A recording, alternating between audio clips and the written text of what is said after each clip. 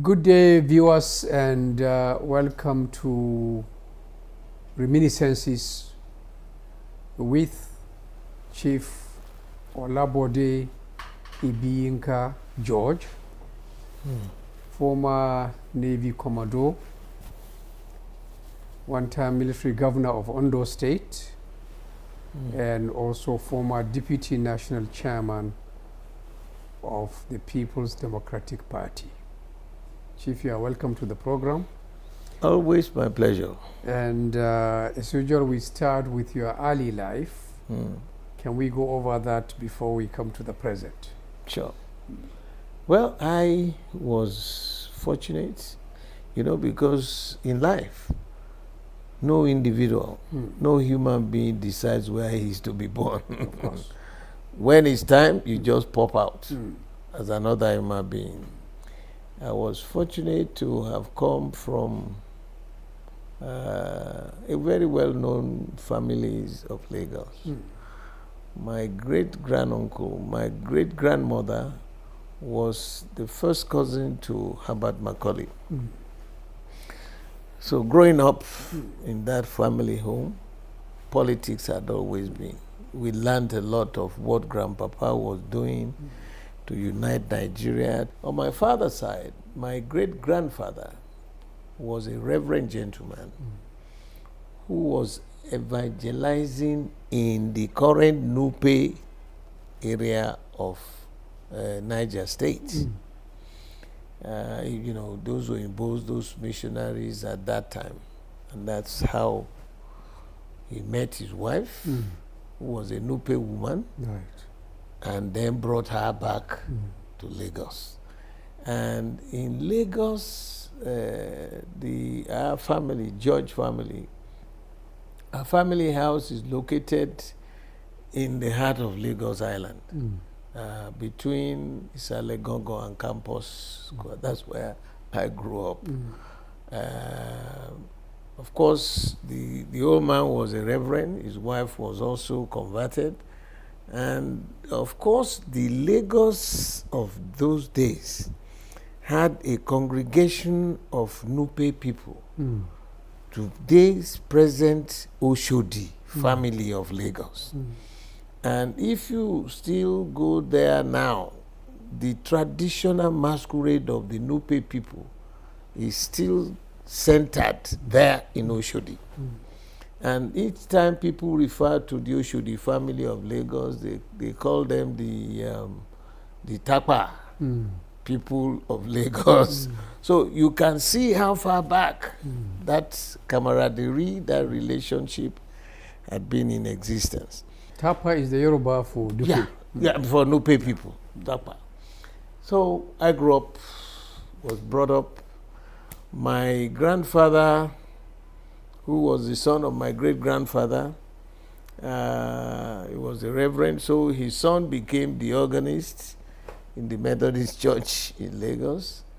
And then my father was also able to play the piano, but he didn't continue with the church. He was in the choir, he was this, he was that. So the union of the Aganga Williams, the Phillips, and the George was that. But the most interesting part of it was that my paternal grandmother came from Brazil.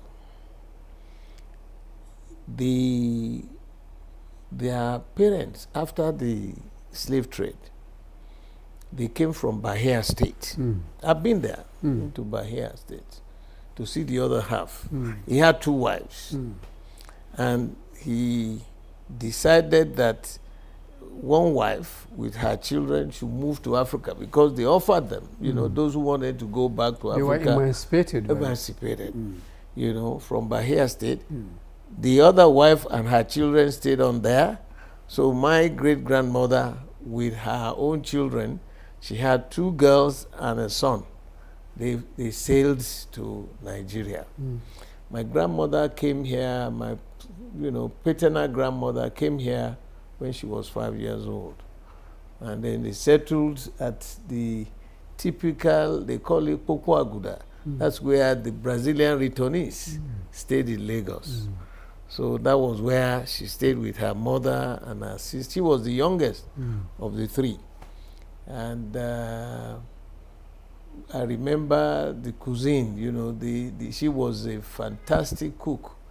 All those little, we were kids, but we were always trying to run to grandma because we would eat those delicacies, the Brazilian delicacies and all that. And so that was where I grew up. My father was... How was your schooling? Before even the schooling, as I was growing up, was always between my maternal grandmother and my paternal grandmother, and my mom had very little effect, including my father, because they were also young. My father fought in the Second World War, but eventually ended working as a civil servant in the Ministry of Defense. And my mom was an auxiliary nurse who served all her life, a working life with the Island Maternity Hospital near Prison Street there. And so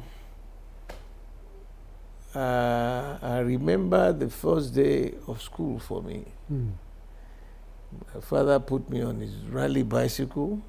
They used to put a little chair in front of the rally bicycle of those days, and took me to St. John's Primary School in Lagos, which was the community school, primary school. Most of those who grew up around the same area with us, we all went to St. John's Primary School. I remember that very first day. Just grabbed me in the morning, got me into the uniform. I think I was about 5 or 6 years old. And then coming back home, they had, because we've been growing up around the area, you knew how, it wasn't too far from our family house. So every morning he would drop me, and once after school, I would come back. And growing up in that area, we had all kinds of people, from everywhere. The Hausas, the Igbos, all tribes of Nigeria, because the culture of Lagos, when I say Lagos, I mean Eko, used to call it, before the creation of Lagos State.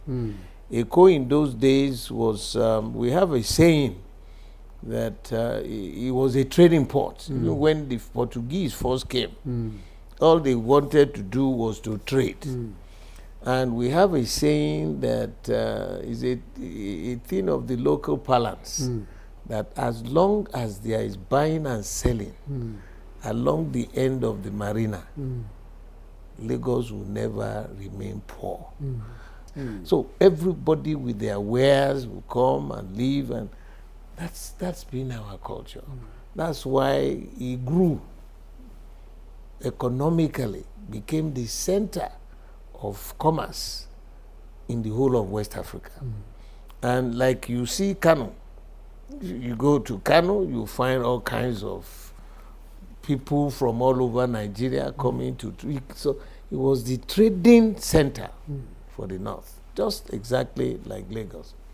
So I grew up like that, and football was my major concern rather than the academic work in school. My father didn't like it, that he didn't understand why I wasn't doing well in school. Maybe external influences of the boys in the area and all that. My father was a disciplinarian, no nonsense at all. You were scheduled for if you fall out of line, he will knock you back. But I was happy too that I had a lot of my grandparents who would take care of me and scold him for beating me. Where did you go for your post-primary school education? Now, even after primary school, I did examination into the Methodist Boys High School in Lagos, because I had never been outside. Eko? Never. But we had a tenant in my house who told my father, because I didn't do too well in primary school, My father was always complaining, and then I went to the school, and then I would do lesson with the teachers. Still, I wasn't really very focused. But then this tenant suggested to my father that why don't I go to a boarding school? Methodist Boarding School was not a boarding school. Why don't I go to a boarding school in Ijebu? They just take me away. And that he went to that grammar school, and there was discipline. There was, not really like military, but you will be conditioned, you will be, you follow, the dictates. There was discipline, there was the academic, there was even the soccer, the social part of schools and all that, and it's a religion biased school. So I did the entrance exam to that, and he was able to convince me, and that made my life. I went to that school. I remember the first time, that was the first time I was Ijebu Grammar School, the premier grammar school in the whole of Ijebu land. And I landed there as a little young man, in 1960. I finished my primary education in 1959. And in 1960, I was there in Form 1. And so we were in the boarding school. You were cocooned, you were, compelled. It was like going to a military training camp. Time for school, time for your academic, time for your reading, time for sports, time to eat. It was the best for me. I became really very organized. And I remember the first time exam, and we were also lucky that we had this Englishman who was our teacher, especially in mathematics, physics, and those basic things. He introduced them to us and made them dead easy. All those things that I used to struggle, and he just seamlessly, explained and taught us.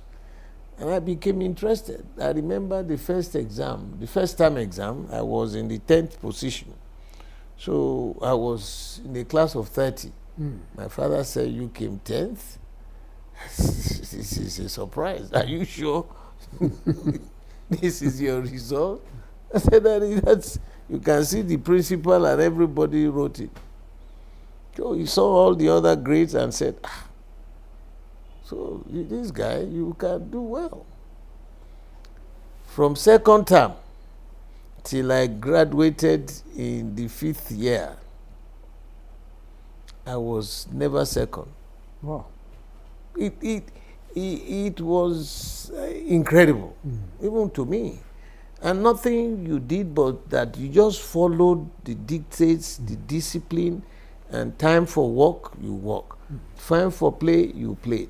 Time for social debate and society and literary and debating society, I was involved with everything. Even school acting and all those, in the whole of Ijebu land at that time, those 5 years that I had were wonderful to me. If I had to relive, I would still go to that grammar school because it turned my life completely around. What influenced your choice of a career from that point on? I was lucky we had good teachers. They impacted knowledge without forcing. They had a way by which they molded us. And they came, so easy for you to understand, and that this is not cramming. The process was fantastic. And so when I got to the 5th form, I wasn't sure whether I should do sciences because I was the best in sciences, in mathematics, in literature, history, English. It was a kind of a tug of war for me to choose maybe I would have been a good lawyer now if I went to the literary side. But then in fifth form, the international school, Ibadan, they were just starting the higher school part. There was an ISI school at the University of Ibadan.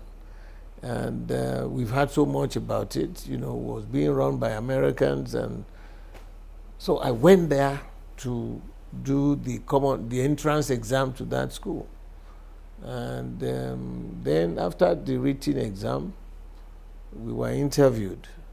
This gentleman, an American, now called me, to exam. He was doing all this straight line equation, quadratic equation, for me to explain this way. Why would this graph be like this and not like that? And it was easy for me to explain. He was so happy. And he said, you are going to come to this school. Then I said, look, what about the school fees? When he told me the school fees, and I know how much you were paying, my father was a civil servant. I told him pointedly that, look, I don't think my father will be able to afford this. He said I should hold on 1 second. He went to see the headmaster, and they offered me 3/4 of the school fees, a scholarship, to ensure that I will be one of the pioneer students for the higher school. I was so happy. Went home, told my father. He was also happy. And in my school, we had a scheme that usually the best 2 students in any class, the final year, science class, will go. We had an arrangement with an English grammar school that you will spend your higher school there in their school. It was like an exchange program. In England? In England. Right.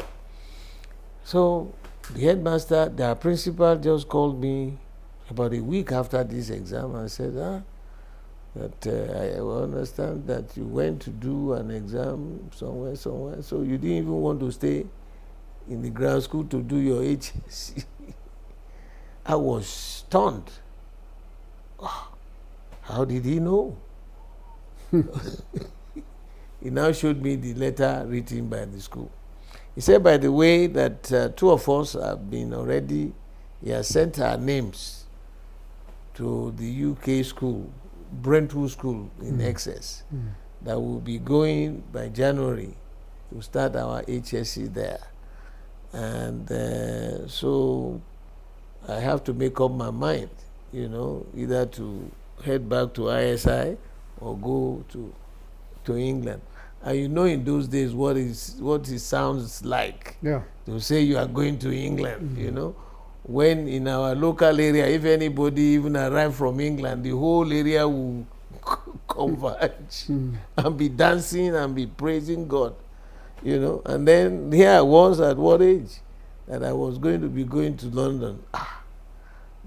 My father was excited, my mom was excited, everybody in the family, we were all excited. And so he said, of course, you will go. So we finished our exam sometimes around early December. So by the 15th of January, we were on our way to the UK. Me and Chola Oduko, we were the best students in our class. So that's how we headed into Brentwood School. The first time ever I am flying in an aeroplane. And I remember it was a Lufthansa flight. We left here in the night. We arrived my father bought me a new suit and all this, and we thought, you can imagine going from the equator to middle of winter in England, January 15th. So we landed in Frankfurt. And as we came out of the plane, my goodness, you can imagine we were young little kids. the cold without any top coat, without any scarf, without any woolly things. They said we should go run across, run to where? They had to get us some blankets to get to the terminal. That was my first experience in Europe. And then we had to connect from Frankfurt to London. We got to London. As we got there, we had our names being announced. You know, wondering who knew us here. Who is who is calling us? So Shola and I now said, we saw one of these hair hostesses, and we said, look, that we had our name on the system. What do we do? So she waited and had, said, okay. She took us to the information desk. Apparently, the school had sent those who were to meet us, you know, so they were trying to direct to tell us that, okay, we have arrived and we should go through a certain gate. Those were... How long did you stay in England? A whole year in the class. Just for HSC? Just for the HSC. You didn't continue studying? We came back to finish the exam here. Yeah. And then graduated from, you know, the HSC class, waited, and I applied to 2 universities. In 1966, we finished. You know, 1966 was an interesting year in Nigeria. Now, there were 3 major universities, Ahmadu Bello and Ibadan, and then Lagos, offering engineering, because we did maths physics, biased towards engineering. And I remember very well, with the results we had, you know, we were offered scholarship at ABU, and most of the professors in the faculty of engineering and the faculty of architecture were British. You know, they had links to all these oil companies, and also based on your results, your Cambridge and London results, you were offered scholarship. I remember me and my best friend then, Femi Anibaba, we were offered full scholarship to head to Ahmadu Bello. I was so happy, you know. I had never been to any part of the north, but we've heard about Ahmadu Bello University. I had carried my bag and baggage to go to Femi's house so that we would go to Ido and go by train to Zaria. Civil War started. We couldn't go to Zaria. So we ended up, because we were admitted also to University of Lagos, and so we ended up at the University of Lagos. General Mubolaji Johnson, and life at that time, you know, was meaningful. It was you could determine what you want to do, where you want to go, without any encumbrances, without any problem. We related easily with everybody. And then we sat down there, you know. In those days, there was also the cafeteria, you know, you eat free food, students. And so as we sat down, 4 of us, we were all engineering students. I said to them, I said, you know, now you see our colleagues are getting scholarship from the West. Why don't we go and meet our governor?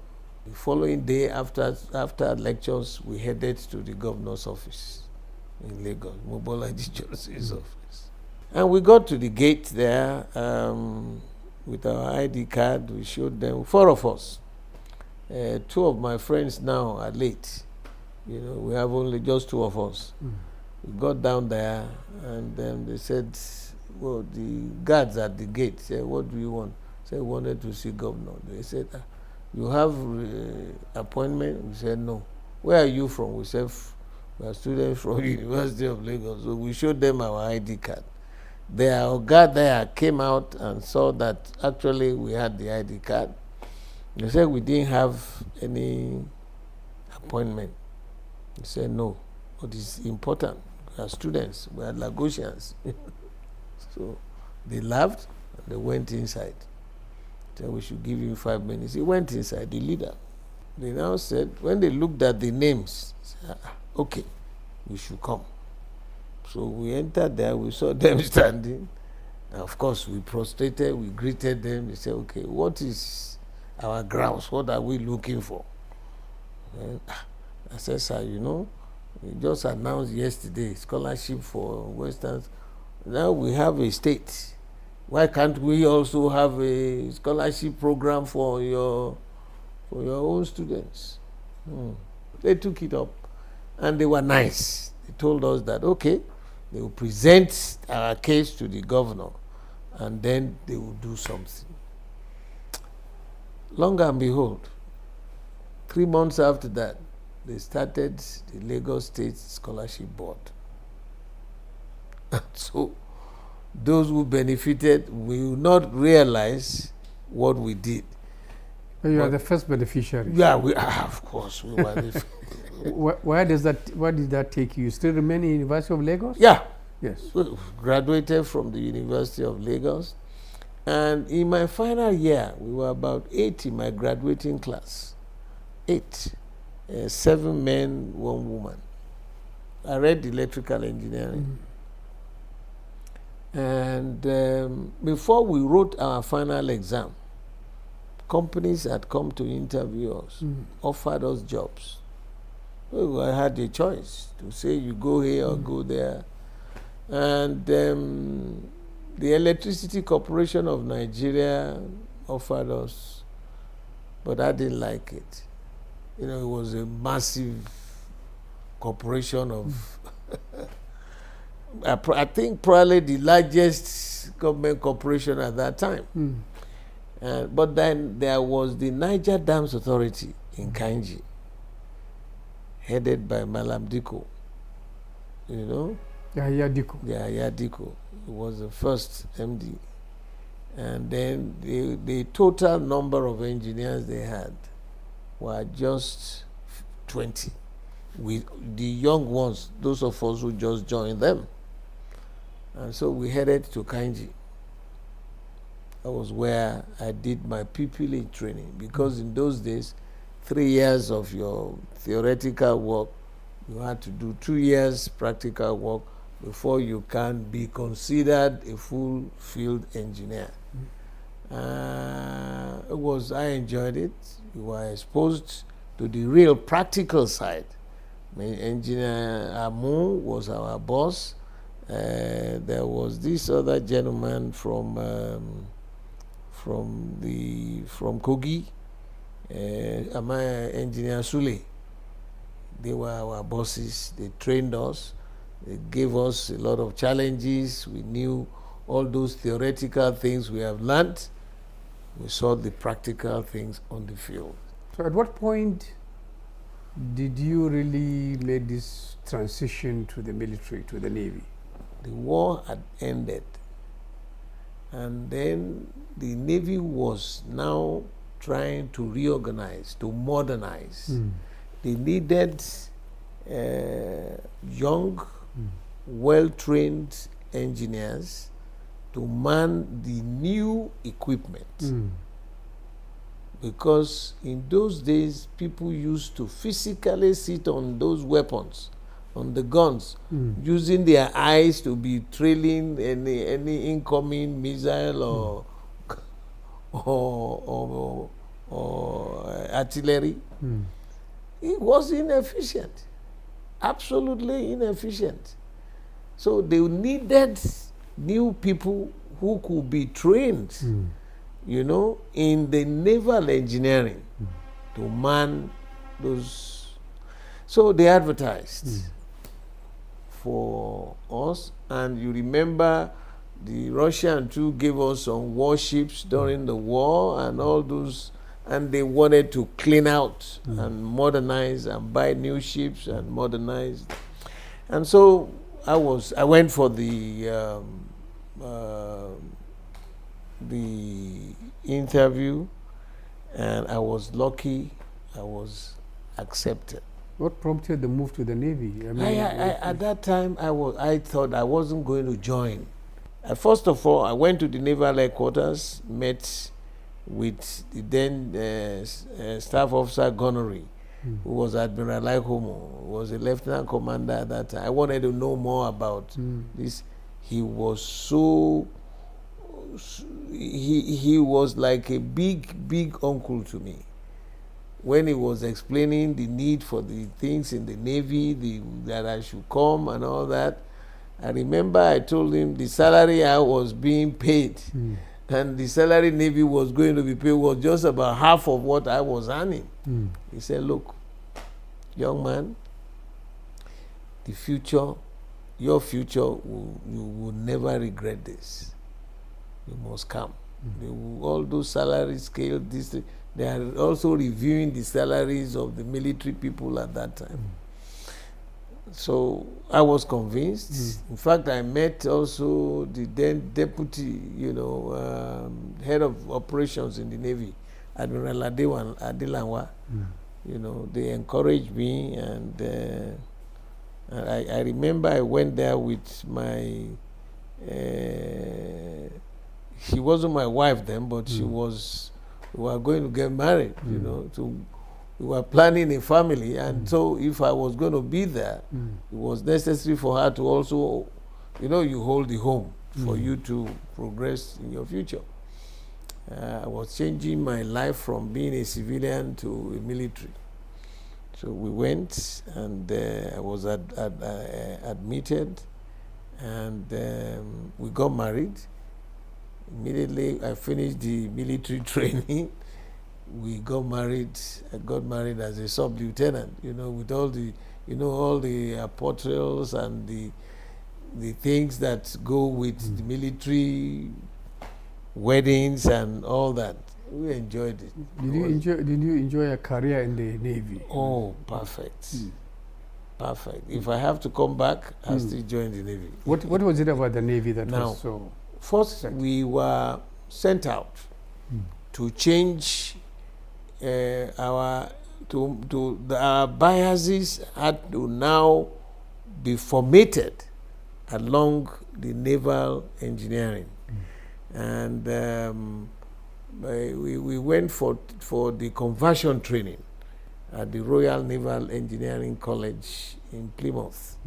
I did the conversion course because you now became a weapon systems engineer, which meant you are in charge of the weapons maintenance. Were you surprised that at some point when you became a more senior person that you are tapped to be military governor? Was it something that happened? It's a non-regimental appointment, military governor. And they look at their best shots and recommend them to go, because they don't want you to go there and disgrace the military. It's not part of what we train, we learn. But, because managing people, yes, it's part of ours, but we are managing people who had been trained with certain behavioral pattern. If you fall out of that line, it's instant punishment for you. But you are now going to the larger society where you cannot control anybody anyhow. You, on any occasion, you expect people with behavior from 0 to infinity, and you have to manage them. That was another different experience for me, and I will come into that. Let me just quickly say, and after I did a lot of training, I've been to the U.S. War College. I've done a lot of training on weapons, the systems in in Italy, in all over the world. I got to the peak of my career. I became the director of weapons systems at the naval headquarters. Apparently, there had been nominations for governorship. I didn't know. Now, my driver who took me to Port Harcourt now said that, sir, we had finished the operation. We were going back to various locations. And he woke me up in the morning and says, I heard on the radio your name, that they just appointed some governors. I said, look, you this guy, if you don't get out of my room, because he had already offended me, and it was around December time, that look, when we get back to Lagos, he was going to spend the Christmas in the cell. So I thought he was still out of his head. He said, no, sir, I had your 3 names announced on the radio. I said, get out of my room. So I turned on the radio because I was to go back to Lagos that day. And so the next hour news, you remember there was an FM radio in Port Harcourt in those days, very powerful. And they mentioned 3 of us being governor, this one appointed governor. Wow. By the time I got downstairs at that presidential hotel, Port Harcourt, the crowd, the workers, the people, my goodness, how the hell do I get to? That's even before Lagos. So did it, the news had gone all over the place. This kind of thing, does it really get to somebody's head? Yeah. No, you officer, here you are now. You know, you need the grace of the Almighty God. You must remain very humble in whatever position you find yourself. I preach that to people. I tell people my own experiences of life, the vicissitudes of life, the imponderables of life. If you allow it to get your head, you'll be down like a falling apple. But you were a young man, so it's inevitable some of it will go to. No. The upbringing is important. And I had never been to any part of Ondo State. I had never had any opportunity of even doing any. Yes, as a student, I was very active in the University of Student Union politics. But that was within students. Now you are going. I remember my first day in Ondo State. When I got there, I looked around. All the obas are lined up. And for your little self, you think you know it all. Wisdom of the elders. So I sat back. I had read the books of Papa Awolowo. Now, in any democratic governance, there are 3 aspects of government, 3 tiers of government. You have the executive, you have the legislative, and then the judiciary.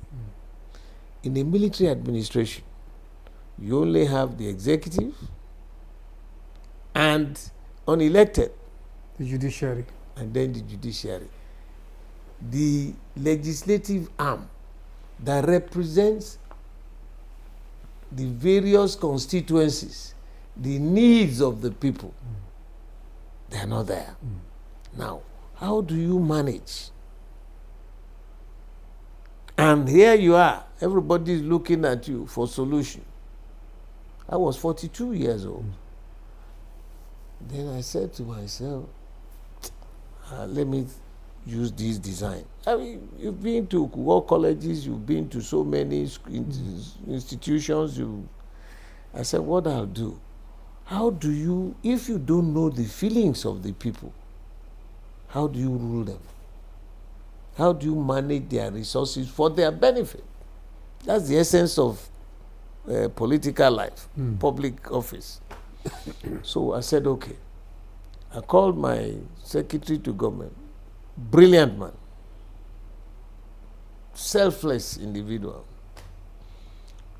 I said, now, this is the problem we have. How are we going to solve it? I told him my own suggestion. He added his own. I said, look, every Mondays, I will meet all the permanent secretaries because they are the accounting officers. This is the budget. We compare your earning last week with what the budget says. Have you been able to hit that target, or you are still falling behind? They will explain their problems, So every Mondays, I met with the permanent secretaries. Every Tuesdays, I met with the full ministries. They tell you their problems, the projects that they are doing. If they are doing well, they let you know. If they are not doing well, they let you know. Yeah, but you are aware that some of your political opponents have alluded to your tenure in Ondo as something that was not democratic, right? Nobody. You know why? Nobody will tell you that. Of course, in big society, everybody cannot like you. There will be those who are undermining you, are saying, even if you did the best of your performance, what you have done is to say you have satisfied your creator and the people. If you think that they will praise you while you are there, watch your back. So what led you into mainstream politics after you retired as a military governor? I will tell you, all your team, to hear from the people, to have the feedback. If your colleagues, your commissioners have been lying to you, that's when the people will face them and tell them. So you are in touch with the feelings of the people. What they lack, they will still tell you. The KBCs and all those people too will be at such meetings. Now, that was how we were able to manage the resources of our land. But you never contested election to test your popularity? No. Not in that. The only election I contested was to be the vice chairman of the whole zone, the Southwest zone. And nobody rejected me for the party. And they supported me all along. Yeah. All the campaign that I went, campaigning to them, they listened. And we won the election, both in Ekiti and Ondo. Are you still in the PDP? Very strongly. I'm an irredentist PDP man. Why do you think you lost the election in 2023? Traditionally in Africa, if you have a problem at home, you don't go to the marketplace to start settling that problem. But what I can tell for public is simple. We lost that tenacity, that commitment, that loyalty to the tenets that established the party by the founding fathers. The founding fathers sacrificed a lot for this country. Chibolege from the Southwest, his political leadings, sat in the same room with Alex Ekweme. They will never be political allies. Alex Ekweme with Jim Wobodo, politically, how? Papa Solomon La with Alhaji Siroma, how? Or Rimi to sit with Siroma, or even Solomon La, Babangba Tuku, Professor Aminu, all those who will never see eye to eye came together and said, look, these military boys must never come back. Let's work together. What are those prevailing problems of this country? They were honest to themselves. We call them the G14. There were more. Mm. They then came out with certain criteria. They knew why did the First Republic fall amongst them. So your point is the PDP in 2023 Did not follow yes.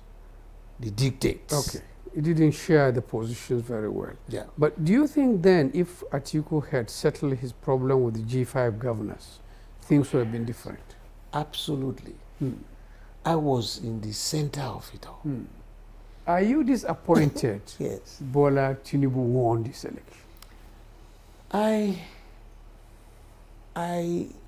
have my personal conviction Mm. that all didn't go well with what Professor Yakubu was saying. Mm. And I tell you why. Mm.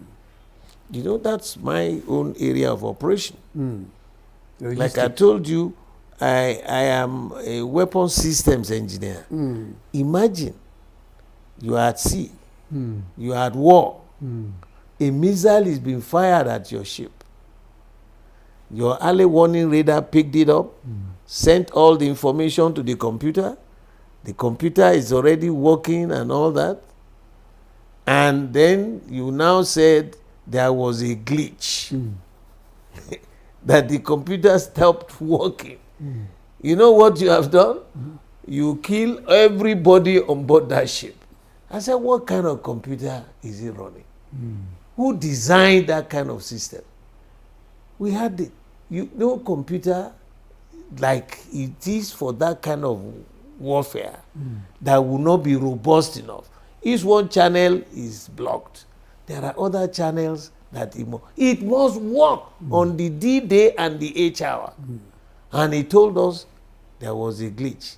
Now the company itself has said they were watching. You people switched it off. Otherwise, you know, you are spoiling their own market for them. They said, no, it didn't stop. You switched it off. We need prayers. Do you think the judiciary really is capable of overturning elections in Nigeria? I am praying that maybe this will help this nation. Because, you know, everybody has been saying, we judiciary, didn't you see what they are doing? The whole world for the first time is watching us. But did you say and mean that if Bola Ahmed Tinubu won the election, you will leave the country? What I said were you talking in parables? Absolutely. I was talking in parables. Because I said, how? And I can go and live anywhere I want.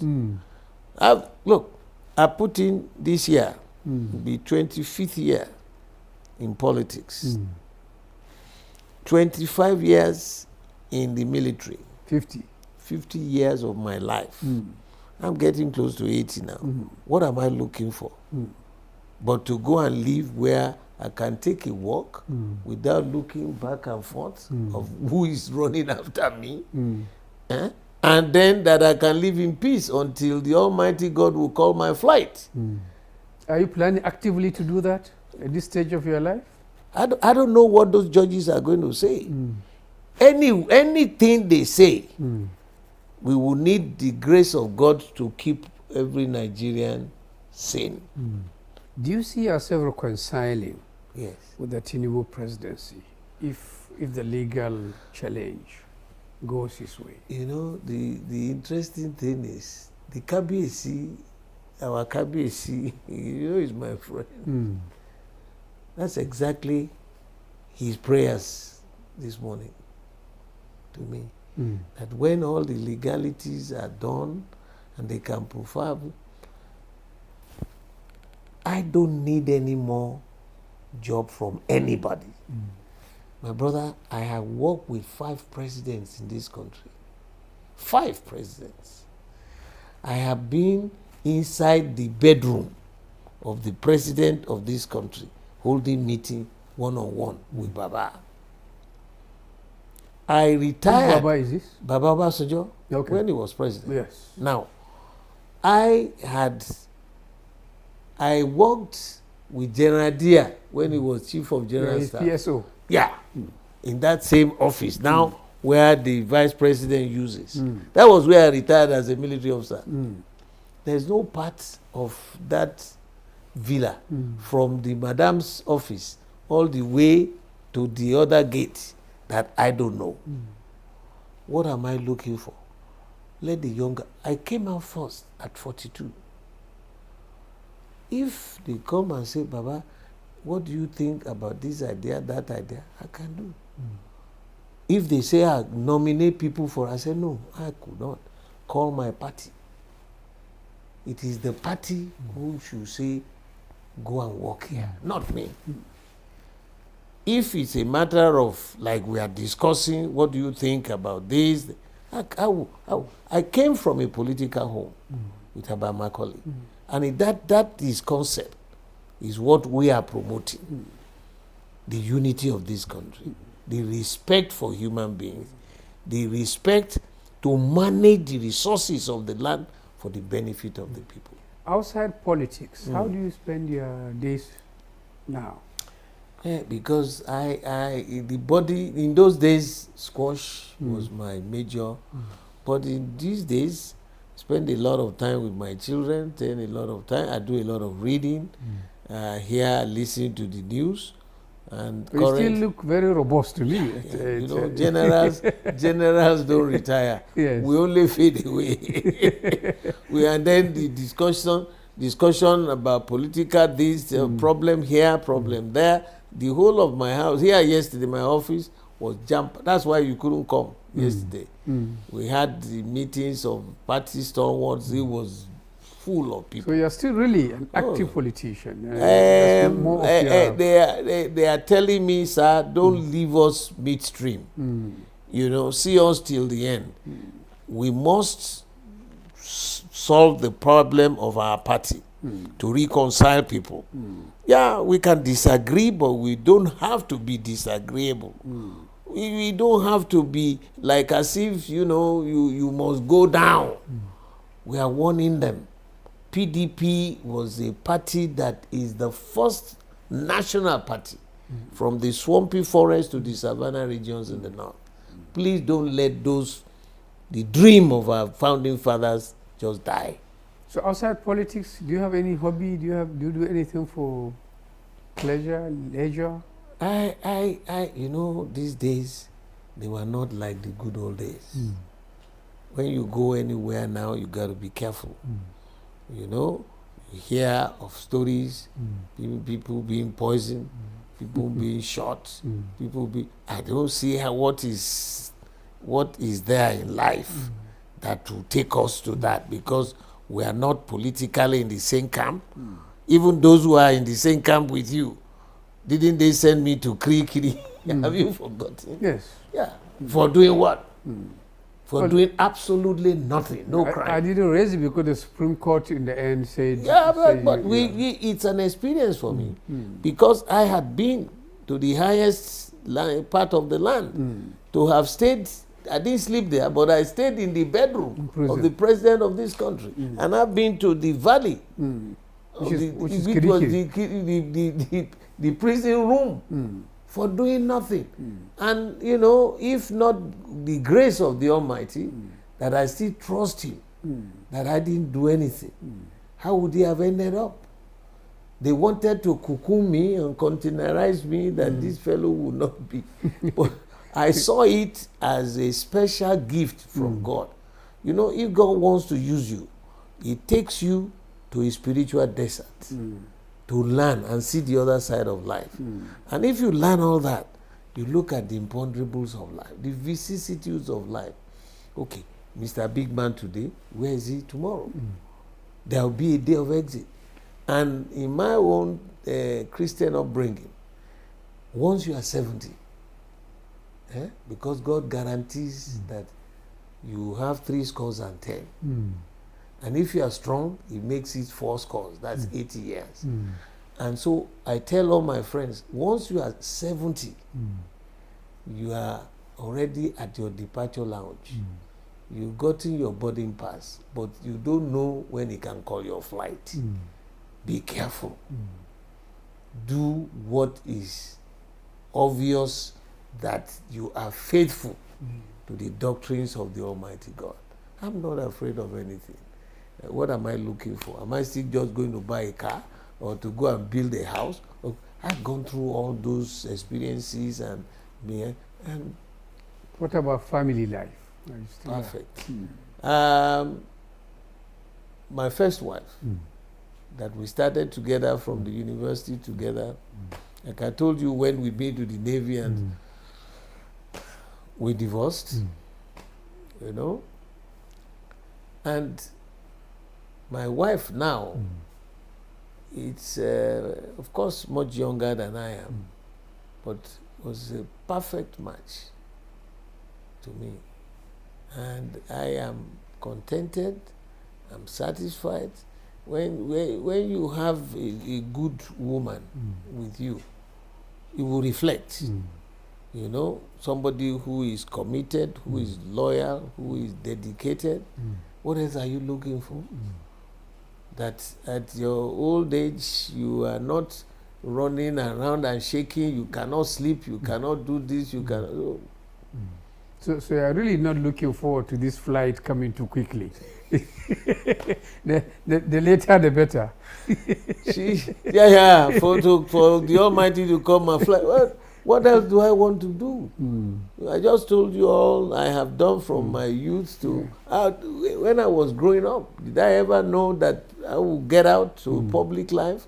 People will know me, and then I will have this opportunity. I have worked with 5 presidents in this country. It's an honor. I didn't design it, but looking back and reflecting. In fact, what I want to start doing is to mentor the younger generation. I set up some organization when you bring the young ones now, like we enjoyed when we were young. Let these young boys have tools. Let them be trained on something rather than running after the Agbero and be doing these motor packed outs.